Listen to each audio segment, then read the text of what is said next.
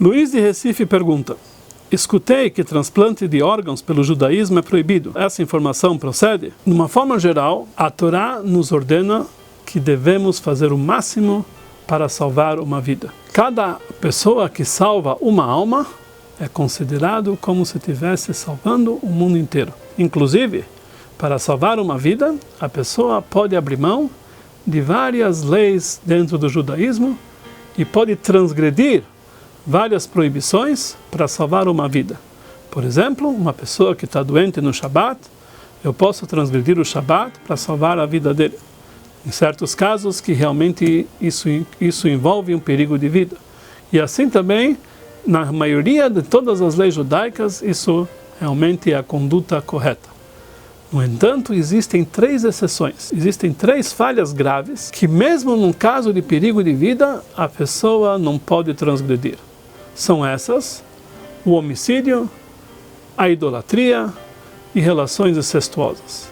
Para a pessoa salvar uma outra vida, ele não pode cometer idolatria, como também ele não pode cometer o homicídio. Num caso de um transplante, quando uma pessoa precisa doar um órgão para salvar uma vida, muitas vezes isso envolve um ato que é chamado pelas leis da Torá homicídio. Conforme as leis da Torá, uma pessoa que se encontra enferma no seu estado terminal, mesmo que ele não tenha possibilidade de viver por muito tempo, ele é considerado um ser vivo. Até que haja morte cerebral e parada cardíaca e respiratória por mais de 10 minutos.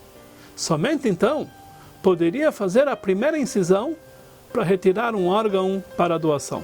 Sábios dizem que quando uma pessoa se encontra no estado de vida terminal, até mesmo tocar nele já é considerado homicídio, já é considerado um assassinato.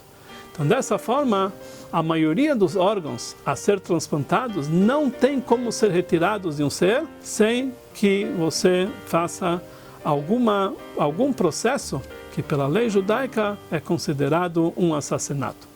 Então, não há possibilidade de fazer, por exemplo, doações de coração, fígado, pulmão, porque isso envolve, na verdade, num ato de homicídio. No entanto, existem certos órgãos que podem ser doados em vida, como, por exemplo, pele, rim, sangue.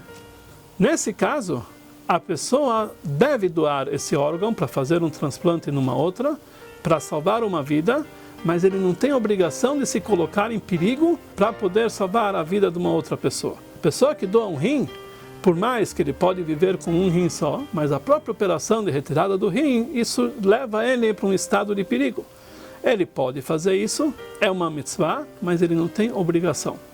Mas, logicamente, se ele o fizer, ele estará salvando uma vida que é considerado um grande mérito.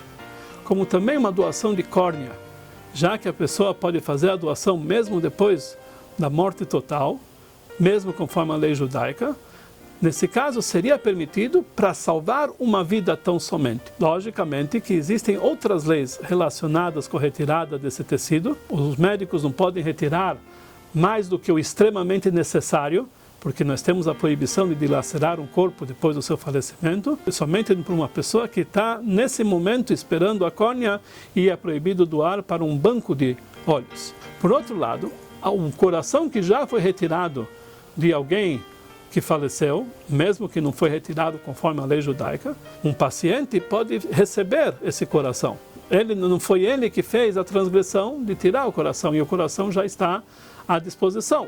Então, nesse caso, pode-se receber um órgão retirado de outro, mesmo que não foi feito conforme as leis judaicas. Mesmo no caso que a lei permite um transplante, antes de fazer isso aqui, deve-se ter a autorização rabínica de um rabino que conhece as leis judaicas relacionadas à medicina, e somente depois fazer o transplante para que ele seja feito da forma melhor possível.